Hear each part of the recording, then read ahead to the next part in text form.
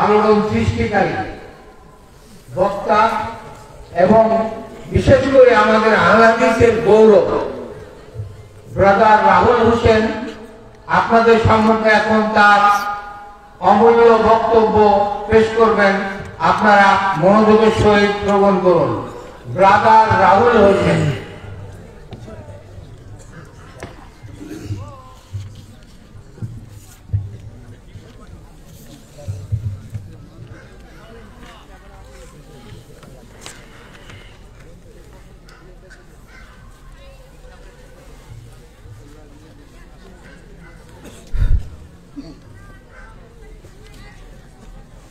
السلام عليكم ورحمة الله وبركاته.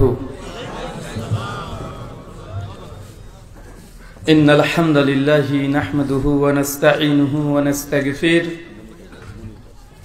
ونعوذ بالله من شرور أنفسنا ومن سيئات أعمالنا من يهده الله فلا مضل له ومن يضلل فلا هادي له وأشهد أن لا إله إلا الله وحده لا شريك له وأشهد أن محمدا عبده ورسوله أما بعد فإن خير الحديث كتاب الله وخير الهدي هدي محمد صلى الله عليه وسلم وشر الأمور محدثاتها وكل محدثة بدعة وكل بدعة ضلالة وكل ضلالة في النار. أعوذ بالله السميع العليم من الشيطان الرجيم من همزه ونفخه ونفسه. يا أيها الناس اتقوا ربكم الذي خلقكم من نفس واحدة وخلق منها زوجها وبث منهما رجالا كثيرا ونساء واتقوا الله الذي تساءلون به والأرحام إن الله كان عليكم رقيبا. يا أيها الذين آمنوا اتقوا الله وقولوا قولا سديدا يصلح لكم أعمالكم يغفر لكم ذنوبكم ومن يطع الله ورسوله فقد فاز فوزا عظيما. قال رب اشرح لي صدري ويسر لي أمري واحلل عقدة من لساني يفقهوا قولي ربي زدني علما وزدني فهما. সমস্ত প্রশংসা সেই মহান সত্তা আল্লাহ সুবহানাহু ওয়া তাআলার জন্য, যিনি আমাদের সৃষ্টি করেছেন। শুধুই সৃষ্টি করেননি, এই পৃথিবীতে সহস্র কোটি মাখলুকাত সৃষ্টি করার পরেও যিনি আমাদের এই মানব জাতিকে সর্বশ্রেষ্ঠ জাতি, সর্বশ্রেষ্ঠ মাখলুকাত এবং সর্বশ্রেষ্ঠ নবী মুহাম্মদে আরবি সাল্লাল্লাহু আলাইহি ওয়াসাল্লামের উম্মত হিসেবে প্রেরণ করেছেন, সেই মহান সত্তা আল্লাহ সুবহানাহু ওয়া তাআলার সংক্ষিপ্ত শুকরিয়া সুজুদ আদায় করি। তার নিজের শেখানো ভাষা দিয়ে সকলে এক বাক্যে পড়ি আলহামদুলিল্লাহ। দারুস সুন্নাহ জামিয়া সালাফিয়া মাদ্রাসার উদ্যোগে এবং পরিচালনায় আজ 16তম আজিমুশান ইসলামিক অধিবেশন তারিখ 28 জানুয়ারি 2025 মঙ্গলবার। আজকের এই আলোচনায় সবারটিকে সফল করার জন্য যারা সার্বিক দিক থেকে সাহায্য এবং সহযোগিতা করেছেন, তাদের প্রত্যেকের নাম স্বতন্ত্রভাবে নিয়ে শুকরিয়া আদায় করা সম্ভব নয়। তারপরেও আজকের এই চলন্ত সভার সভাপতি সাহেব এবং সহ সভাপতি, অতিথি এবং বিশেষ অতিথি সহ দূর দূরান্ত থেকে যেসব দিনী ভাই এবং বোনেরা আলোচনা শ্রবণের উদ্দেশ্যে একত্রিত হয়েছেন, আল্লাহ সুবহানাহু ওয়া তাআলা তুমি তাদের প্রত্যেকের নেক নিয়াত এবং নেক আমলগুলোকে কবুল করে নাও। সকলে পড়ি আমিন। মহান সত্তা আল্লাহ সুবহানাহু ওয়া তাআলার কাছে দোয়া, এই প্রার্থনা, আল্লাহ সুবহানাহু ওয়া তাআলা আজকের এই অধিবেশনকে সফল করার জন্য যারা অর্থ, শ্রম, মেধা ও অক্লান্ত পরিশ্রম, দোয়া এবং পরামর্শ দিয়ে সহযোগিতা করেছেন তাদের প্রত্যেকে নেক নিয়াত এবং নেক আমলগুলোকে কবুল করে নাও, সকলে পড়ি আমিন। মহান সত্য আল্লাহ সুবহানাহু ওয়া তাআলার কাছে দোয়া, এই প্রার্থনা, আল্লাহ সুবহানাহু ওয়া তাআলা, আমরা মানুষ, আমরা কম বেশি ছোট বড় ভুল ত্রুটি বিচ্যুতি গুনাহ পাপ অন্যায় করে থাকি। আজকের এই আলোচনা সভার ওসিলায় আমাদের পেছনের ছোট ছোট গুনাহগুলোকে তুমি ক্ষমা করে দাও, সকলে পড়ি আমিন। সম্মানিত সুধী, বাদ মাগরিব থেকেই বিভিন্ন আলোচক তারা পবিত্র কোরআনুল কারীম এবং হাদিসে মুবারাকা থেকে অনেক গুরুত্বপূর্ণ আলোচনা আপনাদের সামনে পেশ করেছেন। আজকের এই আলোচনা সভার অন্তিম লগ্নে আপনাদের সামনে উপস্থিত হয়েছি নির্দিষ্ট একটি বিষয় নিয়ে আলোচনা করার উদ্দেশ্যে। আজকে যে বিষয় গুরুত্বপূর্ণ আলোচনা হবে, আলোচ্য বিষয়, যে আমলে জান্নাতে নবীর সঙ্গী হওয়া যায়। কি বললাম বলেন তো? আলোচ্য বিষয় থেকে বোঝা যাচ্ছে যে এমন কিছু ইবাদত আমলের কথা আজকে আমরা শিখবো, জানবো, যে আমলগুলো করলে মৃত্যুর পর যখন মানুষ জান্নাতে প্রবেশ করবে, জান্নাতের অনেকগুলো স্তর আছে, অনেকগুলো ক্রাইটেরিয়া আছে, অনেকগুলো মাকাম মর্যাদা অনুযায়ী মানুষ প্রবেশ করবে। তো জান্নাতে মানুষ যখন প্রবেশ করবে, আল্লাহর নবী তিনিও জান্নাতের সর্বোচ্চ মাকাম, মাকামে মাহমুদ, ওখানে তিনি থাকবেন। থাকবেন কি থাকবেন না? থাকবেন। এখন সেই জান্নাতেই অনেকগুলো স্তর, অনেক বৃহৎ জান্নাত। প্রত্যেক মানুষ যদি নেক কর্ম করে জান্নাতে প্রবেশ করবে, এটা ঠিক। কিন্তু সবাই কি নবীর সঙ্গে সহবত পাওয়া, নবীর সঙ্গী হওয়া, নবীর প্রতিবেশী হওয়ার চান্স পাবে? সবাই পাবে না। কেন? জান্নাতের মধ্যে অনেকগুলি স্তর আছে। যে মানুষ যেমন আমল করবে, যার যতটা তাকওয়া, সে অনুযায়ী জান্নাতের ক্রাইটেরিয়া বা জান্নাতের বিভিন্ন স্তর আছে, সেই স্তরে সে মহিমান্বিত হবে। কিন্তু জান্নাতের সবচাইতে উঁচু স্থান জান্নাতুল ফেরদৌস। তারপরে সবচাইতে শ্রেষ্ঠ জায়গা যেখানে আমাদের নবী থাকবেন। চিন্তা করে দেখেছেন কখনো যে আজকে গোটা বিশ্ব জগতের 180 কোটি মানুষ একজন ব্যক্তির আনুগত্য অনুসরণ করে, তার নাম কি? মুহাম্মদ সাল্লাল্লাহু আলাইহি ওয়াসাল্লাম। 180 কোটি মানুষ আনুগত্য অনুসরণ করে, তাকে ভালোবাসে নিজের জীবনের চাইতেও বেশি। অথচ এই ব্যক্তিকে আমরা কখনো কোনোদিন নিজের দুই চোখ দিয়ে দেখি নাই। কেউ দেখেছেন নবীকে? আল্লাহর রাসূলের সঙ্গে সাক্ষাৎ হয়েছে? এমন একজনকে আমরা ভালোবাসি যাকে দুই চোখ দিয়ে দেখা তো দূরের কথা, তার অডিও, কণ্ঠ, ভয়েস, সাউন্ড যে কেমন, তার কণ্ঠ কেমন ছিল, কোনোদিন আমরা তার কণ্ঠ স্বরটাও শুনি নাই। এমন একজনকে ভালোবাসি যিনি কেমন দেখতে আমরা ধারণা করতে পারি না। এমন একজনকে ভালোবাসি যার বাড়ির দূরত্ব থেকে তার বাড়ির দূরত্ব মদিনা, বাংলাদেশ থেকে প্রায় 7 থেকে 7.5 হাজার কিলোমিটার দূরে। এত দূরত্ব আছে রাস্তার, তারপরে সে ব্যক্তিকে আমরা নিজেদের প্রাণের চাইতেও বেশি ভালোবাসি কি বাসি না? যার ভাষার সঙ্গে আমাদের ভাষারও মিল নেই। আমাদের বাংলা ভাষা, তার আরবি ভাষা, ভাষাটাও বুঝি না। এই ভাষা শেখার জন্য, তাকে জানার জন্য পৃথিবীতে লক্ষ কোটি কোটি মাদ্রাসা খুলে রাখা হয়েছে আরবি ভাষা শেখার জন্য। শুধু তিনি কি বলেছেন এটা নিজের মাতৃভাষায় বোঝার জন্য আরবি ভাষা 10 বছর 15 বছর ধরে মাদ্রাসাতে শিক্ষা গ্রহণ করা হচ্ছে। হচ্ছে কি হচ্ছে না? আজকে এত বড় আয়োজন কার জন্য? লক্ষ লক্ষ টাকা খরচ করে আজকে আয়োজন করেছেন। বাংলাদেশে আজকে না হলেও প্রায় শতাধিক এরকম আলোচনা সভা মণ্ডপ সাজানো হয়েছে। কার জন্য? বক্তাদের জন্য না।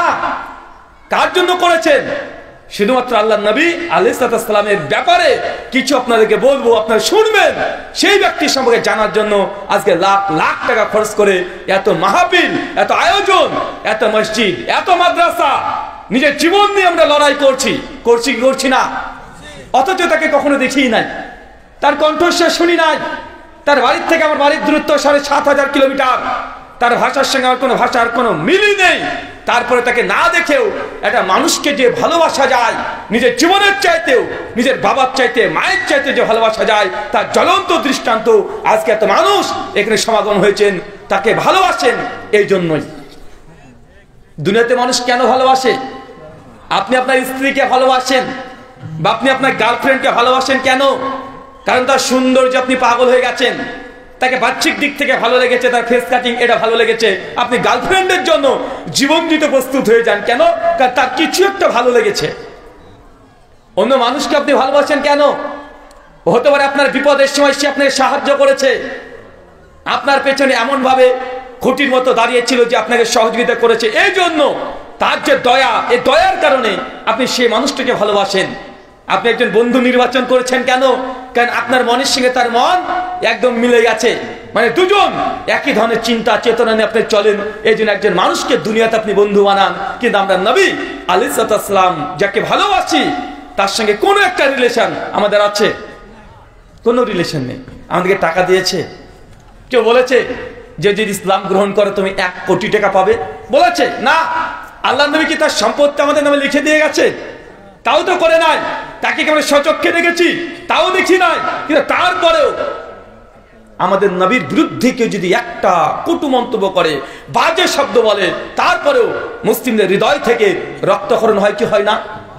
নিজের বাবাকে কেউ কিছু বলে দিলে, মাকে কিছু বলে দিলে যতটা না অন্তরে দুঃখ কষ্ট বেদনা পায়, তার চাইতে নবীর বিরুদ্ধে একটা বাজে শব্দ বললে আমাদের ব্রেন, আমাদের মাথা, মস্তিষ্ক এটা নিতে পারে না। গোটা শরীর টকবক করে জ্বলে। জ্বলে কি জ্বলে না? এটা হচ্ছে প্রকৃত ভালোবাসা। না দেখেও ভালোবাসা যায়। তার দৃষ্টান্ত আপনারা, তার দৃষ্টান্ত আমরা। কত সৌভাগ্যবান বলেন তো।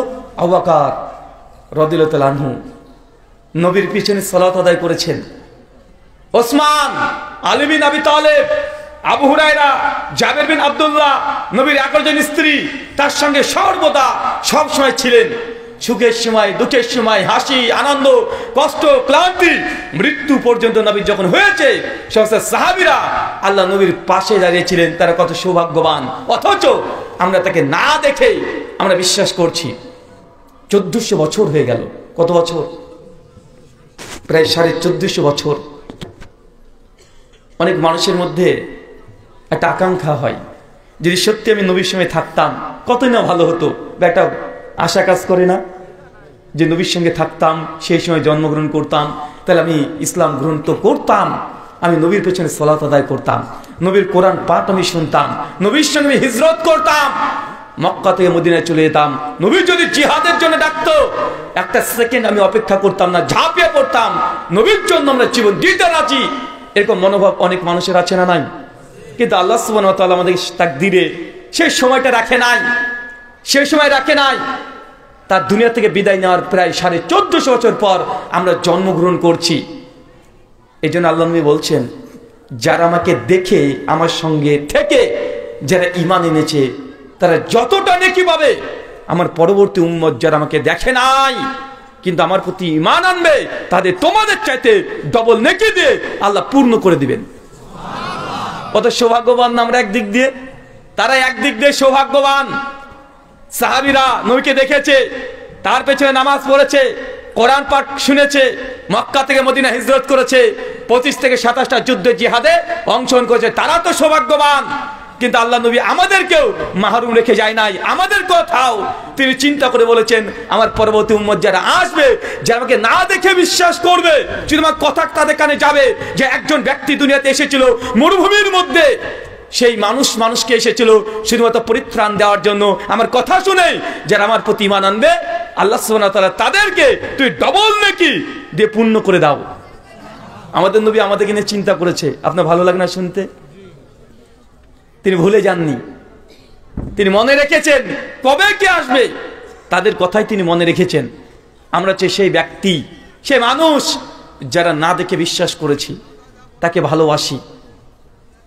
আল্লাহ নবী এই জন্যই কিছু ইবাদত আমলে কথা বলে দিয়েছেন, যারা নবীকে না দেখে বিশ্বাস করেছে কিন্তু পরবর্তী সময় উম্মত যদি আসে, এমন কিছু ইবাদত নবী শিখিয়ে দিয়েছেন যে ইবাদতগুলো করলে জান্নাতে যখন আমরা প্রবেশ করব, আল্লাহ সুবহানাহু ওয়া তাআলা নবীর প্রতিবেশী সঙ্গী হিসাবে আমাদেরকে জায়গা দিয়ে দিবেন। আবু বকর তো দুনিয়াতে নবীর সঙ্গী হয়ে গেছে, পাশেই বাড়ি ছিল। ওমর বিন খাত্তাবের তো বাড়ির পাশে বাড়ি নবীর, সাহাবীদের তো নবীর বাড়ির পাশে বাড়ি ছিল। আমাদের সৌভাগ্য হয় নাই, কিন্তু আল্লাহ নবী তারপরে জানিয়েছে, না, আমার উম্মত যারা আমাকে দেখে নাই কিন্তু আমার প্রতি ঈমান এনেছে, এমন কিছু আমল যদি তারা করে যে আমলের বরকতে আল্লাহ সুবহানাহু ওয়া তাআলা জান্নাতে চিরস্থায়ী আমার সঙ্গী তারা হয়ে যাবে। আমরা নবীর সঙ্গী হতে চাই তো? কে কে চাই একটু হাত তুলি তো। মাশাআল্লাহ, আল্লাহ তুমি কবুল করো, আমিন। চলেন বেশি আলোচনা করব না, গুরুত্বপূর্ণ 2-3টা আমলের কথা বলবো। এই 2-3টা আমলের মাধ্যমেই আপনি জান্নাতে নবীর সঙ্গী হতে পারবেন। দেখেন তো আবু জাহেল কত দুর্ভাগা, কতই দুর্ভাগা যে নবীকে দেখেছে, বলেছে তুমি নবী মুহাম্মদ, তুমি নবী। আরে কিছুদিন আগে তুমি ছাগল চড়াতে, আরে তোমার বাবা মারা গেছে, মা মারা গেছে, আমরা তোকে খাওয়িয়েছি, আমরাই পড়িয়েছি, আর তুমি 40 বছর এসে নবুর দাবি করছো। তুমি যদি সত্যি নবী হও তাহলে আকাশের চাঁদকে 2 ভাগে ভাগ করে দেখাও তো।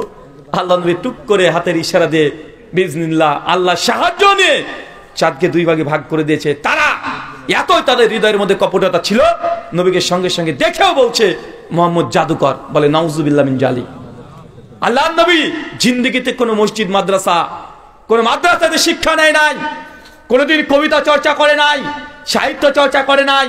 কখন নবী ইব্রাহিম, দাউদ, সুলাইমান এরা তো আল্লাহ নবীর চাইতে প্রায় 1500, 2000, 3000 বছর আগে পৃথিবীতে এসেছে, চলেও গেছে। আল্লাহ নবী কখনো তাদের সম্পর্কে কিছু জানতো না।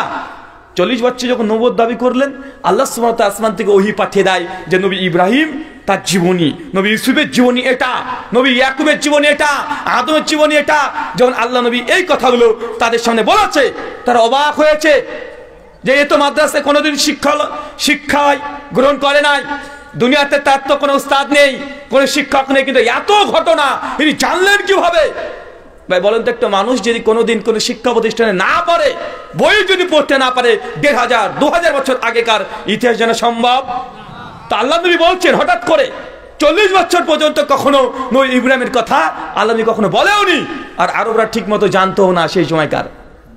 নবী মুসার কথা জানতো না, দাউদের কথা জানতো না, সুলাইমান নবীর কথা জানতো না, ইউনুস, ইউসুফ, ঈসা, জাকারিয়া, ইয়াহইয়া, এত নবীর কথা কেউ জানতো না। আল্লাহ নবী তখন তার জানা ছিল না, কিন্তু আল্লাহ যখন ওহী করতে লেগেছে, একের পর এক নবীদের ঘটনা যখন বলছে, আরবরা হতবাক। তাই তো এই ব্যক্তি কোথা থেকে পাচ্ছে এত ডকুমেন্টস, এত ইতিহাস কে শিখাচ্ছে তাকে? তারা অভিযোগ করে বলল যে না, মুহাম্মদ মনে কারো কাছ থেকে লুকিয়ে লুকিয়ে এইসব ইতিহাস শিখে মুহাম্মদ নিজেকে কবি দাবি করছে, তাকে কবি বলেছে না ভাইজান? কত দুর্ভাগা তারা। আচ্ছা বলেন তো, পৃথিবীতে কোনো মানুষকে দেখেছেন যে হট করে একদিনে রাতারাতি সে কবি হয়ে গেছে? দেখেছেন? কোন মানুষকে দেখেছেন হঠাৎ করে রাতারাতি সে বিজ্ঞানী হয়ে গেছে, সে দার্শনিক হয়ে গেছে? পাবেন না। কেন? কারণ কবি হওয়ার জন্য কাজী নজরুল ইসলাম একদিনে কবি হয় নাই। দীর্ঘদিন কবিতা চর্চা করে রাত দিন কবিতা পেছনে সময় দিয়ে ভাষা সাহিত্যকে অর্জন করার পরে দীর্ঘদিন প্রচেষ্টার ফলে তিনি কবি হয়েছেন। একদিনে হঠাৎ করে রাতারাতি কেউ কবি হয় না, কেউ সফলতার দ্বার প্রান্তে উপস্থিত হতে পারে না। তো আল্লাহ নবী তো কখনো কবিতাও চর্চা করেনি। যদি নবীকে তারা কবি বলে, তো আল্লাহ নবী কবিতা চর্চা করলে কোথায় করেনি। হঠাৎ করে তিনি কবি হয়ে গেলেন, এটাও অলৌকিক, আর এটা হতে পারে না। কোন মানুষ হঠাৎ করে এত ইতিহাস, এত বিজ্ঞান, ভূগোল, জ্যোতির্বিদ্যা, অ্যাস্ট্রোনমি, অ্যাস্ট্রোলজি, বায়োলজি কোনোদিন পড়ে নাই। আজকের মানুষও যা জানে না, আল্লাহ নবী 1400 বছর আগে তাই বলে দিয়েছে। বলেছে না ভাইজান? চাঁদের আলো নিজের আলো না ধার করা আলো? ধার করা আলো। কবে জেনেছেন? কতদিন আগে জেনেছেন? কতদিন আগেকার সায়েন্স? মাত্র 100 বছর, বেশি দিন হয় নাই, 100 বছর। কিন্তু আল্লাহ নবী কোরআন মাজিদে সূরা ফুরকান আয়াত নম্বর 61, সূরা নূহ আয়াত নম্বর 15, সূরা ইউনূস 14 থেকে 15 নম্বর আয়াতে আল্লাহ সুবহানাহু ওয়া তাআলা চাঁদের আলোর জন্য কোরআন মাজিদে যে আরবি শব্দ ব্যবহার করেছে তাকে বলেছে কামার, মুনির, নূর। আর সূর্যের আলোর জন্য আল্লাহ কোরআনে যে শব্দ ব্যবহার করেছে আরবিতে ওয়াহাস, দিয়া। তার মানে বুঝতে পারলাম চাঁদের আলোর জন্য আলাদা শব্দ আর সূর্যের আলোর জন্য আলাদা শব্দ। আমরা পাচ্ছি কি পাচ্ছি না? পাচ্ছি। তার মানে বুঝাই যাচ্ছে চাঁদের আলো আর সূর্যের আলো সেম আলো না। নূর, কামার, মনির মানে প্রতিবিম্ব আলো। সূর্যের নিজস্ব আলো আছে, চাঁদের কোনো নিজের আলো নেই। তা আল্লাহ নবী কখনো সেই সময়তে কি আকাশে রকেট নিয়ে চলে গিয়েছিল? সেই সময় রকেট ছিল? আর রকেট তো দূরের কথা, সাইকেল আবিষ্কার হয় না সেই সময়। সেই সময় একটাই যানবাহন, উট আর ঘোড়া, গাধা, মরুভূমিতে চড়ে বেড়াতো। এছাড়া দুনিয়াতে কোনো টেকনোলজি ছিল না। এই হ্যালোজেন লাইট তো দূরের কথা, হারিকেনের কাজ সেই সময় আবিষ্কার হয় নাই। সেই সময় একটা মানুষ কিভাবে চাঁদের আলো যে নিজের আলো না, ধার করা আলো, সূর্যের আলো নিজের আলো কিভাবে বলতে পারে? কোন মানুষের দ্বারা সম্ভব না। কে বলেছে তাহলে? খুব যুক্তি দিয়ে খুব ভালোভাবে বোঝা যায় এই চাঁদ এবং সূর্য যে তৈরি করেছে সেই বলে দিয়েছে যে চাঁদের আলো নিজের আলো না, তথা আল্লাহ নবীর নিজের কথা না, স্বয়ং আল্লাহর কথা। এটা দিয়ে প্রমাণ হয়ে যায় আল্লাহ নবীর নবুয়ত এর কোনো ধোঁকাবাজি প্রতারণা নয়। তার জ্বলন্ত দৃষ্টান্ত দেখেন, চাঁদের আলো নিজের আলো না, ধার করা আলো। পৃথিবীর বিভিন্ন ধর্ম এই কথা বলার চেষ্টা করেছে। তার মধ্যে একটা খ্রিস্ট ধর্মগ্রন্থ, ইহুদি ধর্মগ্রন্থ। খ্রিস্টানদের ধর্মগ্রন্থের নাম কি? Bible. Bible old testament, book of Genesis, একদম প্রথম অধ্যায়, ভার্স মানে পদ, আয়াত নাম্বার 16 এবং 17 পরিষ্কার বলছে খ্রিস্টানদের ইহোবা জিহোবা ঈশ্বর। তিনি বলছেন যে আমি দুটো আলো তৈরি করেছি, একটা চন্দ্র একটা সূর্য। সূর্যকে তৈরি করেছি আমি দিনের বেলায় রাজত্ব করার জন্য, আর চন্দ্রকে তৈরি করেছি আমি দিনের বেলায় রাজত্ব করার জন্য। তাদের দুজনের জন্য যে আলোর কথা শব্দ ব্যবহার করা হয়েছে, দুজনকে সেম লাইটের কথা বলা হচ্ছে। বাইবেলের যে কমেন্টারি আজ থেকে 200-300 বছর আগেকার কমেন্টারি দেখলে প্রত্যেক বাইবেল বিশেষজ্ঞরা বলেছে চাঁদেরও নিজের আলো আছে, সূর্যেরও নিজের আলো আছে। তার মানে বুঝতে পারলাম যে বাইবেলে যদি এই কথা লেখা থাকে যে চাঁদের আলো নিজের আলো, তো এটা কি বিজ্ঞানের সঙ্গে সঙ্গতিপূর্ণ না কন্ট্রাডিকশন করছে? তা বাইবেল যদি ঈশ্বরের বাক্য হয়, ঈশ্বরের বাণী হয়, তাহলে ভুল কি ঈশ্বর করেছে? কথা বলেন। তার মানে বোঝা গেল এই বাইবেলটা ঈশ্বরের বাণী না, এটা মানুষ তৈরি করেছে। আজ থেকে 2 বছর আগে আমাদের ইন্ডিয়াতে একজন নেত্রী আছে, রাজনৈতিক নেত্রী, নাম নিচ্ছি না। সেই সময় আল্লাহ নবীকে কটূক্তি করে অনেক কথা বলেছিল। তার মধ্যে একটা কথা বলেছে যে তোমাদের মুহাম্মদ সাল্লাল্লাহু সাল্লাম তিনি কিভাবে ঘোড়াতে গাধাতে চড়ে মেরেজে চলে গেল, এটা কি বিশ্বাস করা যায়? অনেক মানুষের মধ্যে সন্দেহ আছে না? আজকে কয় তারিখ? 27 রজব না ভাইজান? অনেক বেদাতি আছে, বিদাত আমল করবে। আজকে তারা রোজা পালন করবে, আজকের দিনে তারা সারা রাত নামাজ পড়বে। কোরআন হাদিসে এই মর্মে কিছু পাওয়া যায় না যে মেরাজকে কেন্দ্র করে আল্লাহ নবী কোনো ইবাদত দিয়েছেন বা করেছেন বা অনুমোদন দিয়েছেন বা সাহাবীরা করেছেন, তাবিরা করেছেন, 4 ইমাম করেছেন, ইমাম আবু হানিফা, শাফি, মালিক, আহমেদ ইবনে হাম্বল কেউ করেছেন, এমন কোনো দৃষ্টান্ত পাওয়া যায় না। তাই নয়, হাদিসের মুহাদ্দিস ইমাম বুখারী, মুসলিম, আবু দাউদ, তিরমিজি, ইবনে মাজাহ, নাসাই, দারকুতনি, ইমাম বাইহাকি কেউ একটা আমল যে করেছে বা করতে বলেছে কোনো প্রমাণ নেই। কিন্তু বাংলার মানুষ কি জানি, আজকে তার রোজা রাখবে, আজকে তার নামাজ পড়বে, আছে না নাই? এই যে বাঙালির মধ্যে ধার্মিকতা যতটা আছে তার চেয়ে আবেগ বেশি আছে। আবেগ বেশি আছে না? 5 ওয়াক্ত নামাজের খোঁজ নেই, 5 ওয়াক্ত নামাজ পড়ে না, কিন্তু 27 মানে রমজান মাসের 27 তারিখ জাগতেই হবে, আছে না ভাইজান? 5 ওয়াক্ত নামাজের দরকার নেই, যে কোনো মূল্যে ঈদের নামাজ পড়াই লাগবে, না পড়লে মুসলমান না ভাই। লোকে বলবে রে ঈদের নামাজে যাস না, বলছে ঈদের নামাজ ফরজও না, ওয়াজিবও না, জাকাত দেব না। কেউ যদি বলে ভাই জাকাত দিচ্ছিস না, একটু হজে গেলেন, ওই রেগে যাই। বাঙালি এমন আছে না নাই? আমার জাকাত ফরজ নাকি ভাই? এরকম লোক আছে না? মানে ওকে যদি বলে এই ভাই বাড়ি করছিস জাকাত দিবি না, আমার পরে জাকাত ফরজ নাকি, মানে ও রেগে যাই। এমন মানুষ দেখা যায় না? যদি হজের কথা বলা হয়, আমার পরে হজ ফরজ না, আমি কেন এখন হজ করতে যাব, মানে মানুষ প্রেস্টিজে নিয়ে নেয়। অথচ কুরবানি করার সময় তো সবচেয়ে বড় কুরবানিটা কিনে গ্রামের সবার সামনে টানতে টানতে নিয়ে চলে যায়, বাড়ির বাইরে ওই গরুটা ছাগলটাকে বেঁধে রেখে দেয়, ঢাকাতে চলে যায় গিয়ে। কি গরুর নাম যেন ওইটা গো, এই যে কি গত বছর ছিল লেটেস্ট গরু, নাম কি? হ্যাঁ, রাজা বাবু। বাহ, ও তো কুষ্টিয়া থেকে গিয়েছিল নাকি? কুষ্টিয়া থেকে। বাংলাদেশে 15 লাখ টাকা দিয়ে ছাগল বিক্রি হয় কুরবানি। যারা কিনে এও একটা ছাগল, যে 15 লাখ টাকা দিয়ে কুরবানির ছাগল কিনেছে এও টাটকা ছাগল, না যে 15 লক্ষ টাকা দিয়ে ছাগল কিনে। বাঙালি এটাই বুঝলো না রে ভাই, কুরবানি ফরজ না, কুরবানি তো ওয়াজিব না, কুরবানি সুন্নাত। কিন্তু ফরজ যেগুলো আছে সেগুলো বাদ দিয়ে আমরা সুন্নাত আর মুস্তাহাব নিয়ে করতেই হবে, না করলে মনে কাফের এমন একটা ভাব চলে আসে, আছে না নাই? কথা বলেন। এটা যে বাঙালিদের মধ্যে কিছু দোষ আছে, এই দোষগুলো মানে আমরা মানে ডিএনএ সূত্রে পেয়ে গেছি। আল্লাহর প্রতি ওই আমাদের ইন্ডিয়ান একজন হিন্দু সনাতনী নেত্রী অভিযোগ করেছিল যে আল্লাহ নবী কিভাবে মেরাজে চলে গেলেন ঘোড়া বা গাধার পিঠে চড়ে, এটাকে নিয়ে কটূক্তি করেছিল। আমি তখন সাদা মনে একটা সাদা প্রশ্ন করেছিলাম যে সনাতন ধর্মে প্রায় 300খানা রামায়ণ আছে, বাল্মীকি রামায়ণ, কৃত্তিবাসী রামায়ণ, রামচরিত মানস রামায়ণ। তো রামচরিত মানস রামায়ণে লেখা আছে দেবী সীতা, নামটা শুনেছেন? রামচন্দ্রের স্ত্রীর নাম হচ্ছে সীতা, মাতা সীতা। সীতা দেবী তাকে হরণ করেছে, হরণ মানে অপহরণ, কিডন্যাপ করেছে। কে করেছে? রাবণ। কে করেছে বলেন তো? রাবণ। কাকে করেছে হরণ? স্বয়ং ভগবানের স্ত্রীকে, বউকে তুলে নিয়ে চলে গেছে। আমি ভাই হাসতে পারবো না, এই হাসিতে আমার ফাঁসি হয়ে যেতে পারে, কারণ আপনি তো এখানে থাকবেন, আমাকে তো যেতে হবে, তাই না? তাই ইচ্ছে হলেও হাসা যাবে না, হাসতে মানা। তবে রামচরিত মানসে আমরা গেলে পড়েছি, সকলেই জানে। তো দেবী সীতাকে যখন রাবণ একদম কিডন্যাপ করে নিয়ে চলে যায়, কোথায়? লঙ্কাতে। লঙ্কা মানে স্বর্ণের রাজত্ব। রামরাজ্য আর রাবণের রাজত্ব দুটো পার্থক্য আছে। তো যখন নিয়ে চলে গেছে, রামচন্দ্র এসে দেখছে বউ নাই। শ্রী রামচন্দ্র তিনি খুঁজে বেড়াচ্ছেন বউ কোথায়, বউ কোথায়। কেঁদে বেড়ায়, জঙ্গলে যায়, গাছকে জিজ্ঞাসা করে, গাছ এ বৃক্ষ তুমি কি আমার স্ত্রীকে দেখেছো? গাছ কি কথা বলবে? কিন্তু বউকে এত ভালোবাসে, গাছকে বলছে, মনে হরিণ চড়ছে, হরিণ, হরিণী তুমি কি আমার সীতাকে দেখেছো?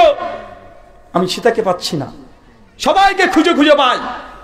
অবশেষে লক্ষণকে বলছে, লক্ষণ ভাই আমার, তোমার বৌদিকে কোথাও খুঁজে পাচ্ছি না, তুমি কি দেখেছো আমার স্ত্রীকে? লক্ষণ বলছে যে না, আমিও তো দেখিনি।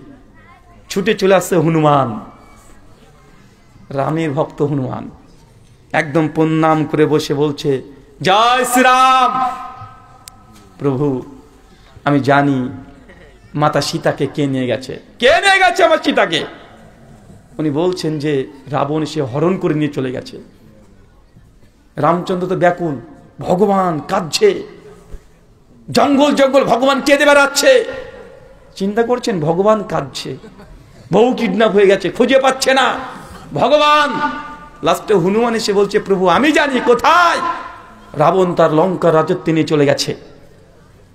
তাকে পঙ্খিরাজ, স্বয়ং ওই যে উড়ন্ত এক পাখি যা পৃথিবীতে খুঁজে পাওয়া যায় না, এমন পাখির বর্ণনা, উড়ে নিয়ে চলে গেছে। তখন তাকে এসে বিষ্ণুদেব এসে বলছে, একটা বর দিচ্ছে, অবশ্যই তুমি তোমার সীতাকে উদ্ধার করতে পারবে। নারায়ণ এসে বলছে, নারায়ণ নারায়ণ পারবে, তবে কি করতে হবে?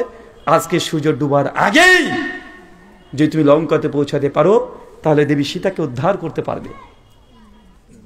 সঙ্গে সঙ্গে হনুমান রামচন্দ্রকে, প্রভুভক্ত রামচন্দ্রকে প্রণাম করে ছুটে চলে গেছে আকাশে। আকাশে গিয়ে দেখছে সূর্য মামু আকাশে আছে, টুক করে সূর্যকে ধরে গিলে খেয়ে নিয়েছে। বুঝতে পারলেন না? টুক করে গিলে খেয়ে নিয়েছে। কিন্তু আমি রামায়ণ পড়েছি অনেক, সূর্যকে যে টুক করে গিলে খেয়ে নিল, তার মানে সূর্য যখন কার পেটে? হনুমানের পেটে। তাহলে পৃথিবীতে কয়েক সেকেন্ড হলেও যদি পেটে থাকে, তাহলে পৃথিবী অন্ধকার হয়ে যাওয়ার কথা ছিল, হয়ে যাওয়ার কথা ছিল না? খেয়েছে, কিন্তু বের হয়েছে কোন দিক দিয়ে এটা প্রমাণ এখন পর্যন্ত আমি পাইনি। কারণ বের না হলে আকাশে সূর্য দেখছি কেন আমরা? সূর্য তো হারিয়ে যাওয়ার কথা, গায়েব হয়ে যাওয়ার কথা, কথা না ভাইজান? কিন্তু সূর্য আছে, বের হয়েছে, কোন দিক দিয়ে যে বের হলো রামায়ণে এর সমাধান আমি পাই নাই। থাকতে পারে, আমি এখন পর্যন্ত পাই নাই। চেষ্টা চলছে আমার যে কোন দিক দিয়ে বের হয়েছে এটা খুঁজবো, খুঁজে খুঁজে পাচ্ছি না। আমার সাদা মনে সাদা প্রশ্ন, আপনারা যারা বিজ্ঞান সায়েন্স পড়েছেন, আমরাও বিজ্ঞান সায়েন্স পড়েছি, চাচা এই যে পৃথিবীটা বুঝেন, পৃথিবী কি? পৃথিবী মানে শুধু বাংলাদেশ নয়, বাংলাদেশের মতো ছোট বড় কমপক্ষে প্রায় 250খানা এরকম রাষ্ট্র নিয়ে একটা পৃথিবী। বুঝতে পারছেন তো পৃথিবী কত বড়? বাংলাদেশে মানুষ কত আছেন? 18 কোটি। আমি যে দেশ থেকে এসেছি, আমার দেশে মানুষের সংখ্যা প্রায় লাগভাগ 140 কোটি। এবার চিন্তা করে দেখেন, আপনারা 18 কোটি, এখন আমার হচ্ছে কত? 140 কোটি। বাংলাদেশের তুলনায় ইন্ডিয়া কত বড় বুঝতে পারছেন? এখন ইন্ডিয়ার চাইতে ওরা পৃথিবী কত বড় ভাবে নেবার। চাচা সকালবেলাতে যখন সূর্য মামুকে দেখেন, ওই যে সূর্যকে দেখছেন, যখন সূর্য দেখতে কতটুকু লাগে? সূর্য কত বড়? হ্যাঁ, ওই যে চাঁপাই নবাবগঞ্জের শেখ আব্দুর রাজ্জাক বিন ইউসুফ হাফেজাহুল্লাহ বলে যে তাদের চাঁপাই নবাবগঞ্জে কালাই রুটি আছে না, কালাই রুটি, ওই কালাই রুটি সমান মনে হয় না, একটা ঝলসানো রুটির মতো মনে হয় যে সূর্যটা আছে, মানে একদম ছোট মনে হয় না, যে ওকে পেলে আমিও খেয়ে নেবো, হনুমান তো খেয়েছে ঠিকই করেছে, ওটা আপনিই খেতে পারবেন, প্রতিদিন আপনি 2-3টা কালাই রুটি মেরে দেন। চাচা সূর্য কালাই রুটির সমান নয়, ওই সূর্য কালাই রুটির সমান নয়। আমাদের পৃথিবী যত বড়, বিজ্ঞান সায়েন্স আমাদেরকে বলছে সূর্য তার চাইতে 1 গুণ নয়, 2 গুণ নয়, 100 200 গুণ নয়, 1000 2000 গুণ নয়, 1 লক্ষ 2 লক্ষ নয়, প্রায় 13 লক্ষ গুণ বড় হচ্ছে সূর্য মামু। কত লক্ষ বলেন তো? 13 লক্ষ মানে বুঝেন, মানে 13 লক্ষ পৃথিবী যে সূর্যকে ছুঁড়ে নিক্ষেপ করে দেন, সূর্য টুক করে গিলে ও হজম করে নেবে, এত বড় একটা সূর্য। তাহলে এত ছোট মনে হয় কেন? কারণ পৃথিবীর চাইতে সূর্যের দূরত্ব প্রায় 15 কোটি কিলোমিটার। বাংলাদেশের কত কিলোমিটার? বাংলাদেশ টেকনাফ থেকে তেতুলিয়া 1400 কিলোমিটারের বেশি হবে না, মাত্র 1500 কিলোমিটার মানে বাংলাদেশ। কিন্তু সূর্য কত দূরে আছে? 15 কোটি কিলোমিটার। এই জন্য আমাদের সূর্যকে মনে হয় এতটুকু। বুঝতে পারছেন? এবার যারা বিমানে চেপেছেন, দেখবেন যখন বিমানে উঠে পড়েছেন 3000 কিলোমিটার উপর যখন উঠবেন, আপনি উপর থেকে তাকাবেন, দেখবেন বাংলাদেশকে খুঁজে পাবেন না, মনে হয় সব নদী। কেন? যত উঁচুতে যাবেন জিনিসগুলো আস্তে আস্তে ছোট মনে হয়। মনে হয় কি হয় না? 10 তলা বিল্ডিং এর ছাদে উঠবেন, দেখবেন 1 তলা বাড়িগুলোকে মনে হবে রাস্তার সঙ্গে মিশে আছে, মনে হয় না? কেন? দূরত্ব বাড়াচ্ছে। তো পৃথিবীর চাইতে সূর্যের দূরত্ব 15 কোটি কিলোমিটার, এই জন্য সূর্যকে ছোট মনে হয়। আমার সাদা মনে সাদা প্রশ্ন, হনুমানজি যে সূর্যটাকে খেলেন, উনি তো পৃথিবীতেই ছিলেন, এত বড় পৃথিবী আর একটুকু হনুমান ঢুকলো কিভাবে? খেলে তো রাখলো কিভাবে? আমাদের নবীর প্রতি আপত্তি যে নবী বুরাকে চড়ে মেরাজে গিয়েছে, এটা নাকি অযৌক্তিক, এটা নাকি বিজ্ঞান সায়েন্স দ্বারা প্রমাণিত নয়। জি, এটাও বিজ্ঞান সায়েন্স দিয়ে প্রমাণ করা সম্ভব। ইনশাআল্লাহ আপনাকে ছোট্ট দুটো শুধুমাত্র বলি যে আল্লাহ নবী যে মেরাজে গিয়েছেন, কে কে বিশ্বাস করেন না? একটু হাত তোলেন তো। সবাই বিশ্বাস করেন? কার কার মনে সন্দেহ আছে? হতে পারে নাকি এই 7 আসমান ভেদ করে যাওয়া সম্ভব? এটা প্রাণীর চোরে কারো সন্দেহ আছে কি? হ্যাঁ, সন্দেহ থাকলে বলা যাবে না। লোকে যদি আমাকে নাস্তিক বলে, এই ভয় বাঙালির অনেকের আছে, তাই না ভাইজান? আচ্ছা চলেন আপনি দুটো জিনিস বুঝাই। সহিহ বুখারী 349 নম্বর হাদিস। যেহেতু আজকে বেদাতীরা মিরাজ কেন্দ্রিক অনেক কিছু আমল করবে, তো মিরাজের সায়েন্টিফিক বৈজ্ঞানিক প্রমাণ কেউ যদি অভিযোগ করে, তাকে মুহূর্ত জবাব দিতে পারবেন। একটু শুনে নেন, খুব সহজ সিম্পল ভাবে। এই সায়েন্সের ভাষাটাকে মেটাফিজিক, কঠিন জিনিস, কিন্তু আপনাকে সহজভাবে বোঝানোর চেষ্টা করব। আচ্ছা, মেরাজের পর 3টে জিনিস মনে রাখেন। 1, চাচা মেরাজ কখন হয়েছিল? রাতে না দিনে? আরো জোরে বলেন। রাত্রিবেলাতে। 2, মেরাজে যখন নবী গিয়েছিলেন, এই যে নাইট জার্নি, এই ট্রাভেলটা কিসে করেছিল? কোন জন্তু? বুরাক। বুরাক কি দুনিয়ার প্রাণী না জান্নাতি প্রাণী? আচ্ছা, বুরাকের বাংলা মানে কি? বুরাক এসেছে আরবি শব্দ বারকুন থেকে, মানে বিদ্যুৎ। মূলত মেরাজ আল্লাহ নবী 2টো জানবর মাধ্যমে করেছিল। 1 বুরাক, 2 ফেরেশতা জিবরিল। কি বললাম? ফেরেশতা জিবরিল আলাইহিস সালাম। আচ্ছা বলেন তো, জিবরিল তথা ফেরেশতারা কিসের তৈরি? কিসের তৈরি? নূরের তৈরি। নূর মানে কি? আলো, মানে লাইট। তার মানে বোঝা গেল আল্লাহ নবী নাইট জার্নি, মেরাজ, এই যে ট্রাভেলিংটা করেছিল, পুরোটাই ছিল 2টো, বিদ্যুতের গতি আর একটা হচ্ছে আলোর গতি। কি বললাম? বিদ্যুতের গতি আর আলোর গতি। একটা সাদা মনে সাদা প্রশ্ন আপনাদেরকে করি। আচ্ছা, আল্লাহ নবী যখন মেরাজে চলে গেলেন, তখন দেখছেন যে অনেক মানুষ জাহান্নামে দাউ দাউ করে জ্বলছে। একটু আগেই এই যে গোলাম আজম সাহেব, আমি ঢোকার পূর্বেই একটা হাদিস বারবার বলছিলেন যে আল্লাহ নবী যখন জাহান্নামে গেলেন, তখন দেখছেন নারী আর নারী। জাহান্নামে নারী তো পূর্ণ আছে, হাদিস শুনলেন একটু আগে। আচ্ছা, এখন তো বিচার হয়নি, কিয়ামত হয়নি, ডে অফ জাজমেন্ট হয় নাই, মানুষকে জান্নাত জাহান্নাম ভাগ করে নাই, তো আল্লাহ নবী কিভাবে কে জাহান্নামে আছে বুঝলো কিভাবে, দেখলো কিভাবে? প্রশ্ন আসে কি আসে না? অনেক মানুষের মধ্যে প্রশ্ন আছে, রুহুল আমিন ভাই, হুজুররা বলছে যে আল্লাহ নবী যখন জাহান্নামে প্রবেশ করলেন মেরাজে গিয়ে, তখন দেখছেন কিছু মানুষকে উল্টো করে আল্লাহ ঝুলে রেখে দিয়েছে। মিশকাত হাদিস নাম্বার 4912। আল্লাহ নবী তখন জিবরিল, এরা কারা যাকে শাস্তি দেওয়া হচ্ছে?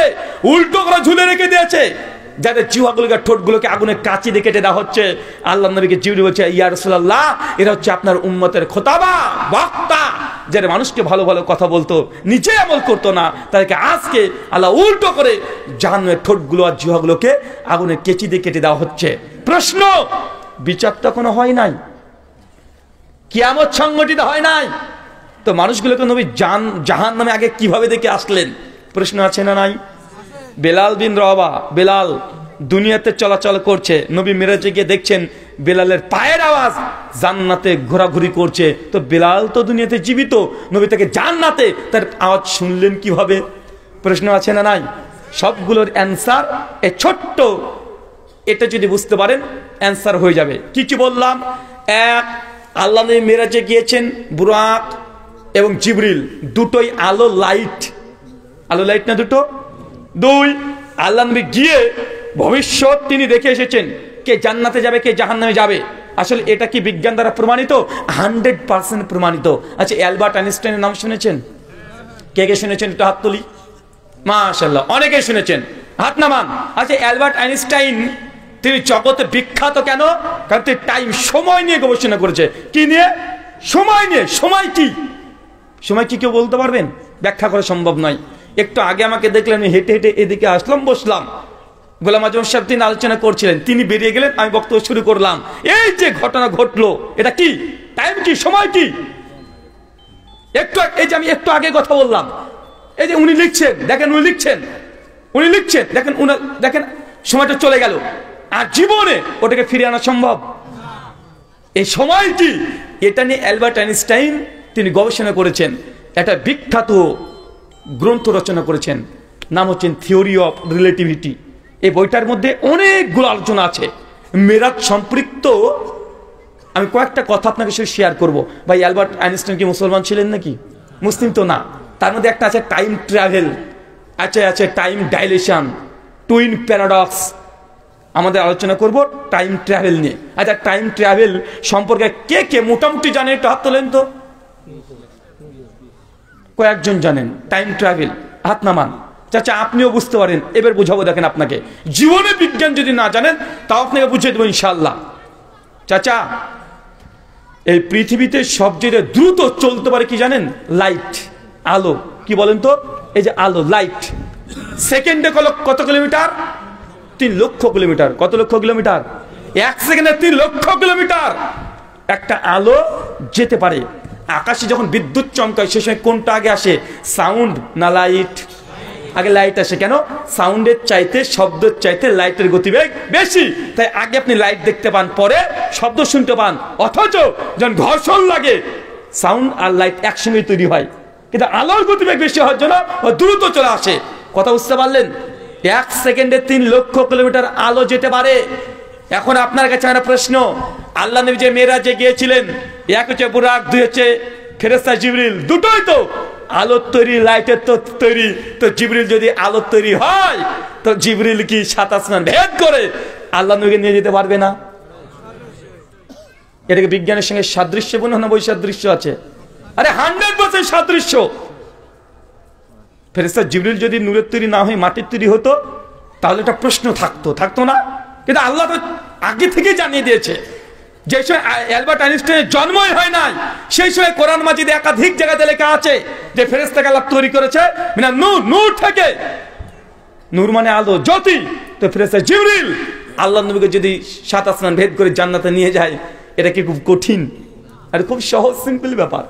2, অ্যালবার্ট আইনস্টাইন বলছে, যদি কোনোদিন এমন কোনো যন্ত্র, এমন কোনো টাইম মেশিন আমরা আবিষ্কার করতে পারি যে যন্ত্র, যে রকেটটা লাইটের গতিতে ছুটতে পারবে, মানে 1 সেকেন্ডে 3 লক্ষ কিলোমিটার চলে যেতে পারে, যদি এমন কোনো যন্ত্র আমরা দুনিয়াতে আবিষ্কার করতে পারি, তাহলে ওই যন্ত্রে চড়ে কেউ যদি ভ্রমণ করে, ট্রাভেল করে, একটা সময় আসবে ওই ব্যক্তি যে যানবাহনে বসে আছে তার জন্য সময়টা স্থির হয়ে যাবে, স্টপ হয়ে যাবে।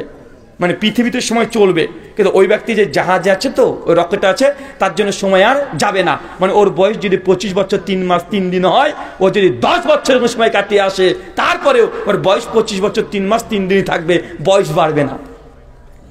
এটা কে বলছে? আমাদের কথা নয়। যদি মনে করেন যে না হুজুররা আবার সায়েন্স বুঝে নাকি, কেন গুগল মামুকে জিজ্ঞাসা করেন, ইউটিউবে চলে যান, শুধু বাংলাতে লিখেন বা ইংলিশে লিখেন বা উর্দু হিন্দি যে কোনো ভাষায় লিখেন টাইম ট্রাভেল, এতটুকু লিখলে হাজার হাজার ডকুমেন্টারি ভিডিও সায়েন্স জার্নালিস্টদের বাংলা, ইংলিশ, উর্দু, হিন্দি, বাংলা সব ভাষাতে আপনি পেয়ে যাবেন। কথা কি বুঝতে পারছেন? তো অ্যালবার্ট আইনস্টাইন বলছেন, যদি কোনো মানুষ যদি এই টাইম ট্রাভেল করে, লাইটের গতিতে ছুটে যেতে পারে, তাহলে ওই ব্যক্তির বয়সটা স্থির হয়ে যাবে, পৃথিবীতে সময় চলবে, কিন্তু তার জন্য বয়স এজ টাইম একদম স্থির হয়ে যাবে। আর ওই ব্যক্তি একটা পর্যায়ে আসবে যে সে ভবিষ্যতের মধ্যে প্রবেশ করতে পারবে। কি করতে পারবে? ভবিষ্যতের মধ্যে হলিউডে কমপক্ষে 10 থেকে 12খানা টাইম ট্রাভেল নিয়ে সিনেমাও তৈরি করে ফেলেছে তারা, যে টাইম ট্রাভেলের মাধ্যমে ভবিষ্যৎ দেখে আসা সম্ভব। অনেকে দাবি করেছে যে আমরা ভবিষ্যৎ দেখে এসেছি, অনেকে দাবি করেছে। আচ্ছা, এই দুই দিক কেউ দেখেন। অ্যালবার্ট আইনস্টাইন বলছেন যে লাইটের গতিতে কেউ যদি ছুটতে পারে, সে ভবিষ্যতে প্রবেশ করবে। তো আল্লাহ নবী লাইটের গতিতে গিয়েছে কি যায় নাই? তা আল্লাহ নবী ভবিষ্যৎ দেখে এসেছে। কথা বুঝতে পারলেন না? মনে হয় সিম্পল ব্যাপার। কে জান্নাত যাবে কে জাহান্নাম যাবে বিচার হয় না, কিন্তু লাইটের গতিতে যাওয়ার জন্য সে ভবিষ্যৎ সে দেখে ফেলেছে। আপনি এখনো বুঝতে পারবেন না, অনেক বিষয় আছে, জাস্ট আপনার মাথায় যতটুকু ঢোকার আমি ততটুকু বললাম। এর থেকে বোঝা যায় যে আল্লাহ নবী যেমন তেমন ব্যক্তি নয়, তিনি কাজী নজরুলের মতন কবি নয়, তিনি নবী। তার কথার মধ্যে বিন্দু পরিমাণ সন্দেহ থাকতে পারে না।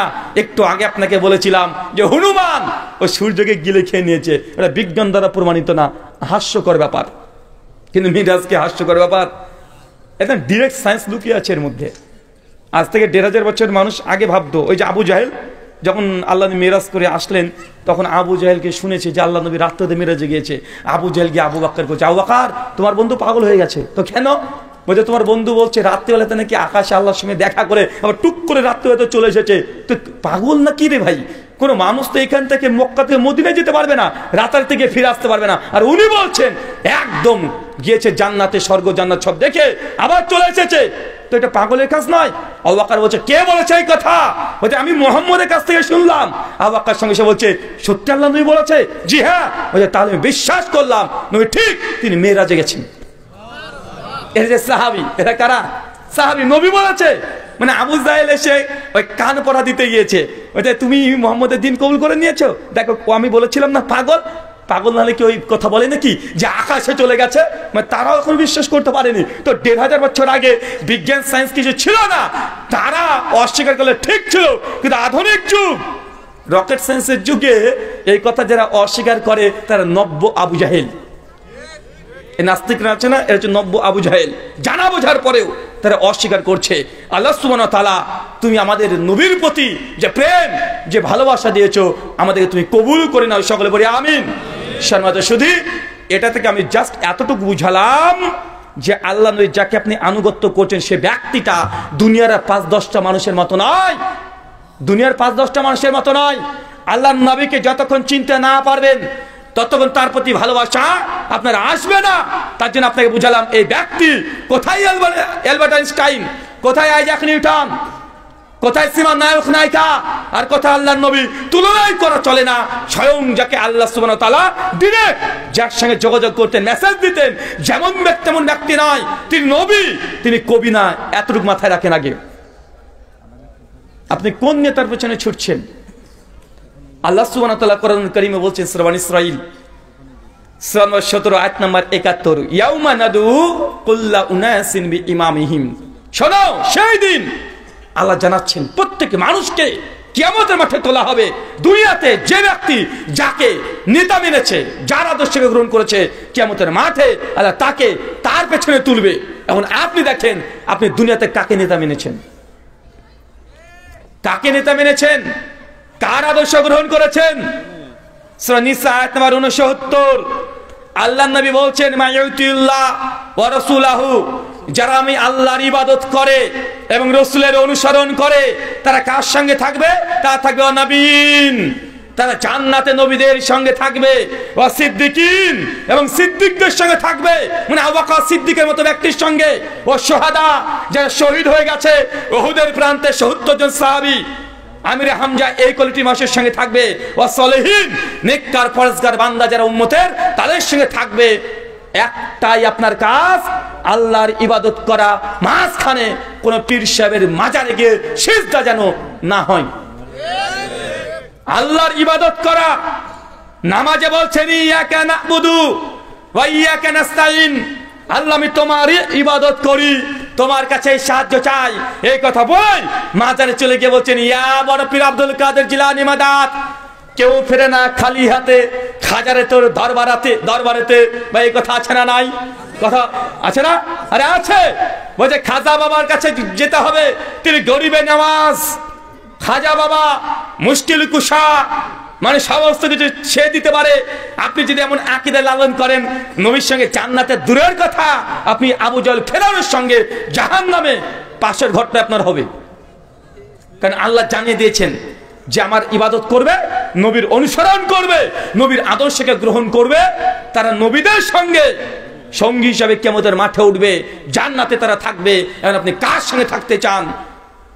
আবু জাহেল কার সঙ্গে থাকবেন? কার সঙ্গে? আপনি এখন শিরিক বুঝতে পারেনি। আচ্ছা বলেন তো, বৃষ্টির দায়িত্বে আছে কোন ফেরেশতা? মিকাইল আলাইহিস সালাম ফেরেশতা, তাই না? বৃষ্টি দেয় কে? আল্লাহ। দায়িত্বে কে আছে? কোন মুমিন মুসলমান যদি দোয়া করে, হে মিকাইল মাঠ ঘাট সব শেষ গো, একটু বৃষ্টি দাও, এ মুসলমান না কাফের? মুশরিক হয়ে গেছেন একদম। কেন? ফেরেশতার কাছে চেয়েছে, দায়িত্ব তারই। দায়িত্ব কে? আর ফেরেশতাকে দায়িত্ব দিয়ে দিয়েছে, এটা তোমার আন্ডারে। যখন বৃষ্টির প্রয়োজন হবে আল্লাহ সুবহানাহু ওয়া তাআলা জানিয়ে দেবেন, তিনি বৃষ্টি দেবেন। কিন্তু কোনো মানুষ যদি ডিরেক্ট যদি ফেরেশতাকে বলে দাও একটু বৃষ্টি দাও, সে মুশরিক হবে কি হবে না? ডাহা মুশরিক একদম। তো আপনি যে আপনার পীরের কাছে বাচ্চা চাইছেন, ওকে আল্লাহ কি দিয়েছে দায়িত্ব? কথা বলেন।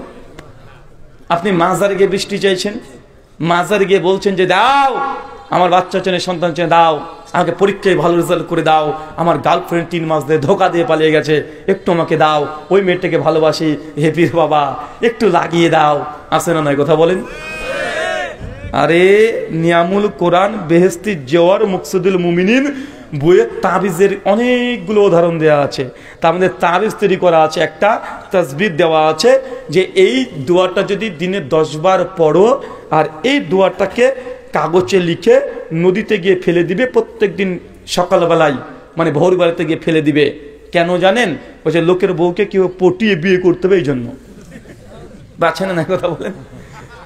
বলছে একদম 3 মিনিটে গ্যারান্টি বশীকরণ, যে 3 মিনিটে আপনার 3 বছরের গার্লফ্রেন্ড যদি ফিরে না আসে 3000 টাকা রিটার্ন। এমন আছে না নাই? কত বড় বদমাশ খাটাসেরা, মানে মানুষকে মুশরিক বানাচ্ছে। আরে মিকাইল আলাইহিস সালাম যাকে আল্লাহ বৃষ্টির দায়িত্ব দিয়ে দিয়েছে, তার কাছে মুসলমান যদি একবার চায়, সে মুসলমান নয়, সে আবু জাহেলের মতো ডাহা কাঁচা মুশরিক হবে কি হবে না?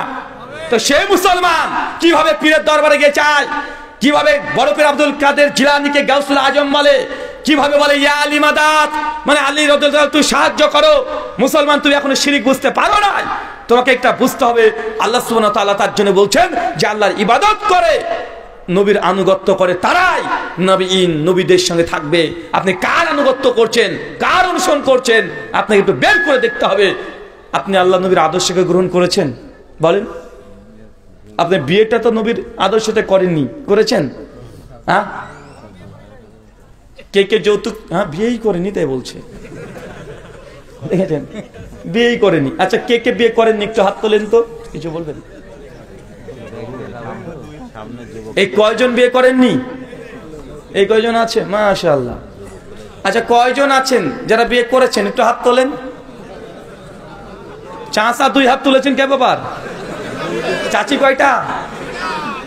তো 2 হাত তুলেছেন যে, আমি হচ্ছে কি চাচা কি 2টো বিয়ে করেছে নাকি? মাশাআল্লাহ। আচ্ছা কে বিয়ে করার ইচ্ছে হয়, কিন্তু আব্বা মাকে লজ্জায় বলতে পারেন না। কে কে আছেন এই রুগী? একজন দুইজন। এই ক্যামেরাম্যান, ক্যামেরা ঘোরানো ওইদিকে। একদম পাত্রী চাই লিখে দেন, নাটোর। ঠিকানা দিয়ে দেন যে এখানে পাত্রী চাই। আরো আছে, করছে না, মানে আরো আছে বলছে না, করছে না। ঠিক আছে, সমস্যা নেই। মানে এখন অনেকজন আছে কিন্তু বলছে না, এটাই তো। আচ্ছা ঠিক আছে, না বলে যারা বলছে না তারা বিয়ের যোগ্যতা এখন অর্জন করতে পারেনি। একটা মোটরসাইকেল লাগবে, বাপকে গিয়ে বলে আব্বা মোটরসাইকেল না দিলে গলে দড়ি দেবো, মোটরসাইকেল না দিলে কলেজে যাব না, বলে কি বলে না? কিন্তু বেটার বউ দরকার, এটা বাপকে বলতে পারে না। তার মানে এ বিয়ে করে এখন যোগ্যতা অর্জন করতে পারেনি। আল্লাহ বলছেন, হে যুবক দল, যার সামর্থ্য আছে সে বিয়ে করবে। তোমার তো বলার সামর্থ্য হয়নি, তোমার জন্য বিয়ে করতে হবে না, তুমি কাল থেকে রোজা রাখবে, আল্লাহ নবী বলেছেন। আচ্ছা, যারা যারা এখানে বিয়ে করেছেন, আপনার নাটোরে বিয়ের আগের দিন ডিজে বাজে? বাহ, এটাই তো নবীর আদর্শ, তাই না? বিয়ে তো হলুদ মাখা চলে। আচ্ছা, হলুদ কে মাখিয়ে দেয়? ভাবি। এই তো একদম জান্নাত থেকে পালিয়ে এসেছে একদম। মানে ভাবি মানে কি, মানে একদম নিষ্পাপ, মানে জান্নাতের হুরজা, আর দুনিয়ার ভাবি তাই, তাই না? সূরা রহমানের 29 নম্বর আয়াতে আল্লাহ জানিয়ে দিয়েছে যে জান্নাতে এমন হুর তোমরা পাবে, কোন ফেরেশতা কোন জিন তাকে স্পর্শ করে নাই। তো আপনার ভাবিও তো তাই, তাই না? সহিহ বুখারী 5090 নম্বর হাদিস, আল্লাহ নবী বলছেন, দেবরের সঙ্গে ভাবির সম্পর্ক হবে মৃত্যু। কি সম্পর্ক বলেন? মৃত্যু। আর আপনার সম্পর্ক দেবরের সঙ্গে ভাবির সমাজে আছে, ভাবি মানে অর্ধেক, শালী মানে অর্ধেক, তাই না? মানে যে জিনিসটাকে আল্লাহ নবী সব চাইতে বলেছে মৃত্যুর সমতুল্য পাপ, মানে এত ভয়ঙ্কর, সেই জিনিসকে শয়তান সে কানে কানে আপনাকে শিখিয়ে দিয়ে গেছে যে না, ভাবি মানেই অর্ধেক। তার জন্য দেখবেন বেশিরভাগ পরকীয়া সম্পর্ক যা হয় বাড়ির বাইরের চাইতে ঘরের মধ্যে বেশি। আছে না নাই? মানে ছোট দেওয়ার আছে তো, ওর কাছে পর্দা লাগে না। আরে ও তো আমার স্বামীরই ছোট ভাই, মানে পর্দা লাগে না, অথচ ওকে ডবল পর্দা করা উচিত, মেয়েটিকে করা উচিত না? আর একটা শব্দ বলি, দেবর শব্দটা বলা হয় না? আচ্ছা, দেবর শব্দ মানে জানেন? তা দ্বিতীয় ভর। হ্যাঁ, ঠিক বলেছে উনি। এটা ঋগ্বেদ তার ব্যাকরণ গ্রন্থ নৃত্য 3য় অধ্যায় 15 নম্বর শ্লোকে পরিষ্কার মহর্ষি দয়ানন্দ সরস্বতী তিনি সত্যার্থ প্রকাশের 4th সমোল্লাসের 122 নম্বর পৃষ্ঠায় তিনি লিখেছেন, দেবার এটা বাংলা শব্দ নয়, এটা সংস্কৃত শব্দ। কোন শব্দ? সংস্কৃত। দেবার মানে দ্বিতীয়বার। কেন দ্বিতীয়বার? কারণ হিন্দুরা মনে করে কোন মেয়ের যদি আগে স্বামী মারা যায়, মেয়েটা যদি বিধবা হয়ে যায়, বিধবাদের দ্বিতীয় বিয়ে করা জায়েজ নয়, হিন্দু সনাতন ধর্ম অনুযায়ী জায়েজ নয়। কি করতে হবে? যদি স্বামী আগে মারা যায়, তাহলে ওই মেয়েটিকে ওই স্বামীর চিতাতে দাউ দাউ করে আগুন জ্বলছে, মেয়েটিকে তুলে ধরে নিক্ষেপ করে দিতে হবে। মেয়েটা যদি দাউ দাউ করে যদি জলে নিজে স্বেচ্ছায়, তাহলে ও নাকি তার স্বামীর সঙ্গে স্বর্গে গিয়ে দোল খেলবে। এর কাদের বিশ্বাস? আমাদের হিন্দু সনাতনী দাদাদের বিশ্বাস, তাদের বিশ্বাস। আমি এখানে কিছু অভিযোগ করতে চাই না, যে যা ইচ্ছা বিশ্বাস করতে পারে। কেউ যদি গরুকে মা বা ভগবান বিশ্বাস করে, আমি কি করব বলেন তো? আমার কিছু করার আছে? আমার তো কিছু করার নেই। তো তাদের বিশ্বাস। 2, যদি মেয়েটি স্বেচ্ছায় যদি সতীদাহ করতে না চায়, তার যদি বরের দ্বিতীয় মানে ছোট ভাই থাকে বা বড় ভাই যদি থাকে, ওই চিতা থেকে যদি তার বৌদিকে যদি হাত ধরে টেনে নিয়ে আসে, তাহলে তার ভাইয়ের সঙ্গে বিয়েটা দিয়ে দিতে হবে। এই জন্য স্বামীর ছোট ভাইকে হিন্দু সনাতনী বিশ্বাস অনুযায়ী বলা হয় দেবর, মানে দ্বিতীয় বর। স্বামীর যখন মারা যাবে, মেয়েটা বিয়ে করা জায়েজ না, শুধু একজনকে বিয়ে করতে হবে, সে স্বামীর ছোট ভাইয়ের সঙ্গে। এই জন্য বলে দ্বিতীয় বর। তো আপনি কি তাই? হ্যাঁ, অতটা হিন্দুদের আকিদা তারা করছে, তাদের ঠিক আছে। আপনি তো মুসলমান, আপনি বোনেদেরকে তার জন্য বলেছি, স্বামীর ছোট ভাইকে দেবর এই শব্দটা বলবে না, অশ্লীল নোংরা শব্দ, এই শব্দকে বর্জন করতে হবে। কি বলতে হবে? স্বামীর ছোট ভাই তোমার ভাই। কি বলবেন বলেন? কি বলবেন? স্বামীর যদি ছোট ভাই হয়, তাহলে মেয়েদেরকে কি বলতে হবে? ভাই বলতে হবে, এটা ছোট ভাই। যদি বড় ভাই থেকে স্বামীর, বড় ভাই আমার, এটা কথা কি বুঝতে পারলেন? বড় ভাই। কেন একই সময় 2 বোনকে বিয়ে করা জায়েজ? জায়েজ নয়। যদি ভাই জীবিত থাকে তো মেয়েটা দ্বিতীয় বিয়ে করতে পারবে? তাকে পারবে না, হারাম। তাই মেয়েটা তার স্বামী ছোট ভাই হোক বড় ভাই হোক ভাই বলে সম্বোধন করবে। আর তোমাদেরকে বলি, স্ত্রীর ছোট বোনকে কি বলেন?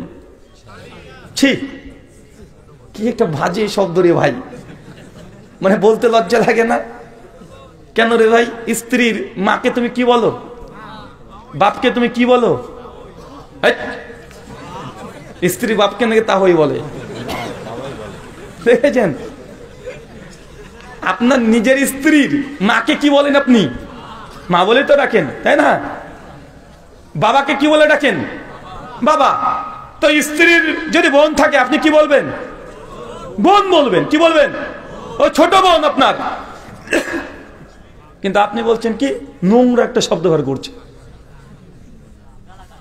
শোনেন, আল্লাহ নবীর আদর্শকে যদি গ্রহণ না করেন জান্নাত নবীর সঙ্গী হওয়া যাবে না। নবীর আদর্শ যদি গ্রহণ না করেন কিয়ামতের মাঠে নবীর পেছনে আপনি উঠতে পারবেন না। দুনিয়াতে যার আদর্শ গ্রহণ করবেন কিয়ামতের মাঠে আপনি তার পিছনে থাকবেন। আপনাদের বাংলাদেশে তো দেখা যায় ব্রাজিল আর আর্জেন্টিনা যখন খেলা হয় ওরা বাড়ির পতাকা, মানে বাড়ির রং করে দিয়েছে ব্রাজিল আর আর্জেন্টিনার পতাকা। কত বড় ফ্যান দেখেছেন? ও যদি কালেমার পতাকা দিয়ে যদি গোটা বাড়ির রংটা করতে স্টাইল, তাহলে ভাবতাম যে না মদিনার প্রতি এত ভালোবাসা, ইসলামের প্রতি ভালোবাসা, এই জন্য গোটা বাড়ির রংটা করেছে ইসলামী পতাকা দিয়ে বা কালিমার পতাকা দিয়ে। কিন্তু মুসলমানের বাচ্চা ও ব্রাজিল আর্জেন্টিনা ওই পতাকা ওর পোশাকের পেছনে সামনে জার্সি নিয়ে ঘুরে বেড়াচ্ছে, আছে না নাই?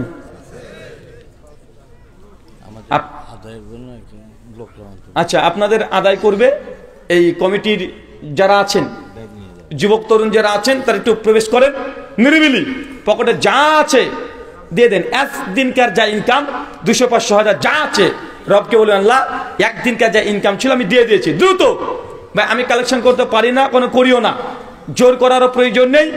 আপনারা এই বৈঠকে দান, যার যেমন সামর্থ্য আছে আপনারা দিয়ে দিবেন, যার যেমন সামর্থ্য আছে। সামর্থ্য শুধু আল্লাহ নবীর আদর্শকে গ্রহণ করা। চলেন আপনাকে একটা কথা আমি উদাহরণ দিই। আচ্ছা, আমাদের সমাজে অনেক মানুষ আমাদের আহলে হাদিসের প্রতি অভিযোগ করে যে আহলে হাদিসেরা এরা সবসময় নাবির নিচে হাত বাঁধা, না বুকের উপরে হাত বাঁধা, জোরে আমিন না আস্তে আমিন, 8 টাকার তারাবি না 20 টাকার তারাবি, এটা নিয়ে মতভেদ করে। বা এই কথা বলে কি বলে না? কেন বলি জানেন ভাইজান? এটা নিজের ইচ্ছেতে বলি না, আমরা চাই আমার হানাফি ভাইরা জানেও আমাদের সঙ্গে জান্নাতুন নবীর সঙ্গী হয়। এই জন্যই এত কঠোরভাবে আপনাদেরকে বলতে হয়। কেন? আল্লাহ নবী বলছেন যে নবীর আনুগত্য অনুসরণ করবে জান্নাতে সে নবীর সঙ্গে থাকবে। একটা হানাফি ভাইকে গিয়ে প্রশ্ন করেন তো, ভাইজান এই যে আপনি নাভির নিচে হাত বেঁধে নামাজ পড়লেন, কেন বাঁধলেন? ভাই তাদের জবাব কি হবে? সাধারণ মানুষ যদি হয়, যারা মাদ্রাসা তাদের সে পড়েনি, সাধারণ আমজনতারা বলবে দেখেন ভাই এটা আমাদের মযহাবে আছে, বা এটা আমাদের মাযহাবে আছে, আমরা হানাফি মাযহাব মানি, আর হানাফি মাযহাবে নাভির নিচে হাত বাঁধতে হবে, এই জন্যই বাঁধি। আর যদি আমার কিউট বয় কোয়ালিটির যদি কোনো বড় মাপের আলেম হয়, ওরা কি বলবে? আলেমদের জবাব কি হয়? আরে ইমাম আবু হানিফার ইজতিহাদ, ইমাম আবু হানিফার সিদ্ধান্ত এটা যে নাভির নিচে হাত বাঁধতে হবে পুরুষদের, বা বলে কি বলে না? আচ্ছা, একটা আহলে হাদিস ছোট্ট 10 বছরের ছেলেকে গিয়ে বলেন তো এই বুকের উপরে হাত কেন বাঁধলি, উনার জবাব কি দেবে? কি বলবে? আরে আমার নবী বেঁধেছে, নবী বাধ্য বলেছে, এই জন্যই বাঁধি। তাহলে উত্তরে ভিন্নতা পেয়েছেন? ভাইজান আপনি দুনিয়াতে কাকে নেতা মেনেছেন? কার আদর্শকে গ্রহণ করেছেন? আবু হানিফা রাহিমাহুল্লাহ আদর্শ গ্রহণ করেছেন। আপনি যদি জান্নাতে যান তবুও কার সঙ্গে থাকবেন? আবু হানিফার সঙ্গে। আমরা আহলে হাদিস, আমরা একটা আমল যখন করি তখন বলি এটা নবী করেছে, আমার নবীকে ভালোবাসি, আমি সেই আমলটা করি। জান্নাতে আমরা কার সঙ্গে থাকবো? আমি বলছি না যে মাযহাব মানলে জাহান্নামে চলে যাবে, মাযহাবিরা জাহান্নামী, এই কথা বলছি না। কিন্তু তারপরেও তুমি আমল করছো, আমি আমল করছি, তুমি এই তোমার আমল দিয়ে তুমি জান্নাতে থাকবে ইমামদের সঙ্গে, আর আহলে হাদিসরা থাকবে নবীর সঙ্গে। এখন আপনারা কোনটা চান? আপনাদের ব্যাপার, আপনারা জোর করতে আমি আসি নাই। আচ্ছা দেখেন, আরেকটু বুঝেন, একই আমল কিন্তু ভাগ 2 রকম হয়ে যাবে, দেখবেন। আচ্ছা, শাফি মাযহাবের মানুষকে কখন দেখেছেন? শাফি হাম্বলি দেখেছেন কখনো? দেখেন আমাদের ইন্ডিয়াতে আছে অনেকগুলো, কেরালা, দক্ষিণ ভারতে, সাউথ ইন্ডিয়াতে অনেকগুলো আছে, কেরালাতে। তো আমি একজন শাফি মাযহাবের একজন ব্যক্তিকে আমি নিজেই প্রশ্ন করেছি, দেখি তো তারা কি উত্তর দেয়। কারণ আমাদের আশেপাশে অনেক হানাফি ভাই, তাদেরকে বললে তারা বলে আমাদের মাযহাবে আছে। তো শাফিরা কি উত্তর দেয়? তো একজন শাফি মাযহাবের ব্যক্তিকে দেখলাম যে রুকুতে যাওয়ার সময়, রুকু থেকে ওঠার সময় রফল এদেন করছে। ভাই আমরা করি কি করি না? আমরা করি। ওকে দেখলাম যে নামাজে জোরে আমিন বলল। ওকে জিজ্ঞাসা করলাম যে ভাই ইমাম পেছনে সূরা ফাতিহা পড়েছেন? বলছে জি অবশ্যই পড়েছি। আচ্ছা কেন পড়েছেন, কেন পড়েছেন? আমি এমনি তাকে এমনি জাস্ট প্রশ্ন বোঝানোর জন্য, জানার জন্য তাকে বললাম যে আমরা তো পড়ি না হানাফিরা। মানে বললাম আমরা হানাফিরা তো পড়ি না, আপনি কেন পড়লেন? উনি তখন আমাকে চট করে জলদি উত্তর দিয়ে বলছেন, আরে ভাই আমরা পড়েছি, আমাদের মাযহাবে আছে। ইমাম শাফি তিনি বলেছেন যে ব্যক্তি নামাজে ফাতিহা পড়বে না তার নামাজ হবে না, নামাজে ফাতিহা পড়া ওয়াজিব, আমাদের মাযহাবে ফাতিহা পড়া ওয়াজিব, তাই আমরা পড়ি।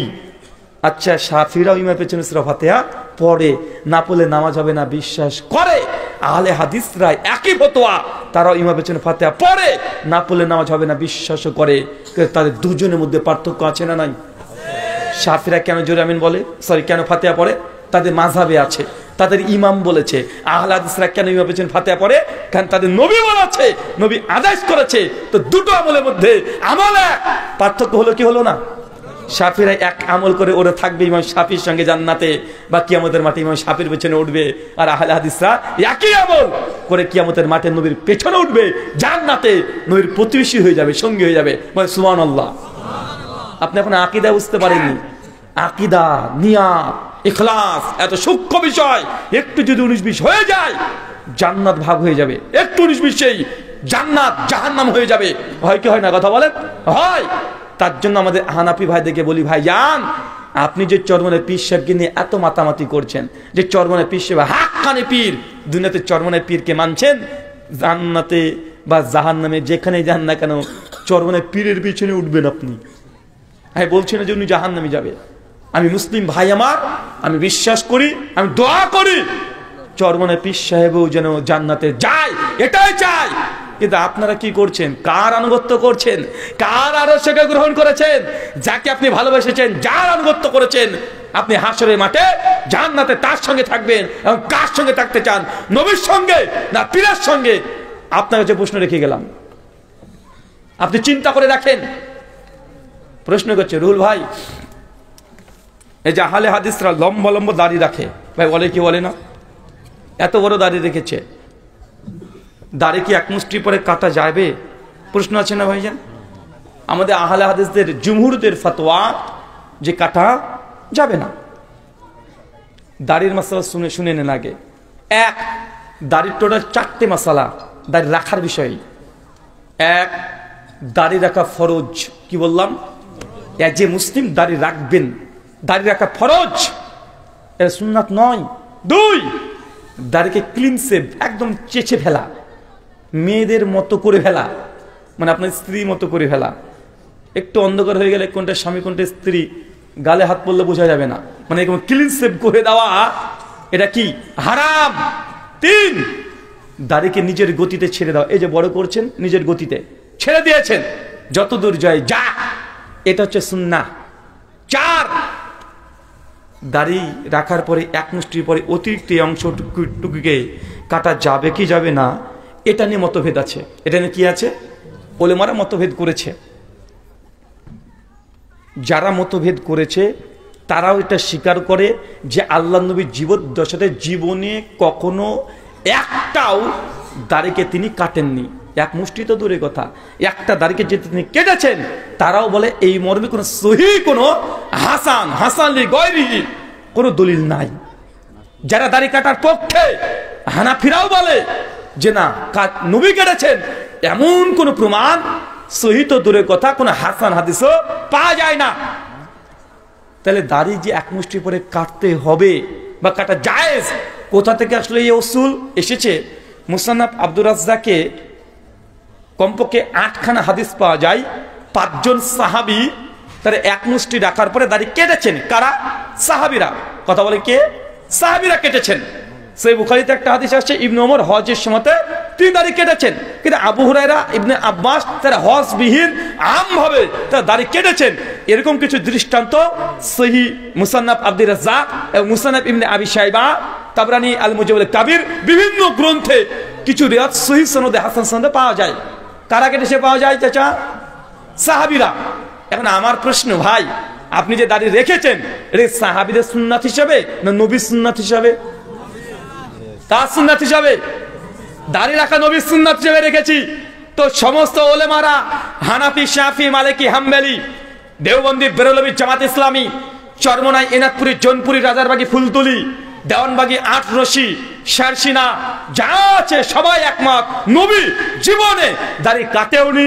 এখান থেকে একটু চাচা, তলে একটু চাচা, এই আটিস পিটিস কিছুই করেনি, সবাই একমত এই মাসালায়। তো নবীর আমল করবেন না সাহাবীদের আমল করবেন? কেন দাড়ি তো আমি রেখেছি নবী সুন্নাহ হিসাবে। হ্যাঁ আমি জানি দাড়িকে যদি কেটে ফেলে গুনাহ কাবিরা হবে না। কি হবে না? গুনাহ কাবিরা হবে না। যে সাহাবীর আমল প্রমাণিত আছে, তাই সর্বোচ্চটা জায়েজ, মানে 100 নম্বরের মধ্যে দাড়ি যদি কাটেন আপনি 30, 35, 40 নম্বর পেলেন। দাড়ির যে সুন্নাহ, দাড়ি রাখার ব্যাপারে যে আল্লাহ খাতা দেখে যে কতটুকু দেখে সুন্নাহ মেনটেন করেছে, কতটুকু শরীয়ত পালন করেছে। তো দাড়ি কি করেছে, এক মুষ্টি করে কাটতো, এখানে চাচতো, এখানে চাচতো, ঠিক আছে, এগুলো জায়েজ কাজ। যা 100 মধ্যে তুই 30 পেলি, কত পেয়েছেন বলেন তো? আপনাদের মানে বাংলাদেশে 100তে পরীক্ষা হলে কততে পাস মার্ক? 33। 33 পেয়েছেন আপনি। কত পেয়েছেন? 34 ধরেন, একটু বেশি পেয়েছেন, 34 পেয়েছেন দাড়িতে।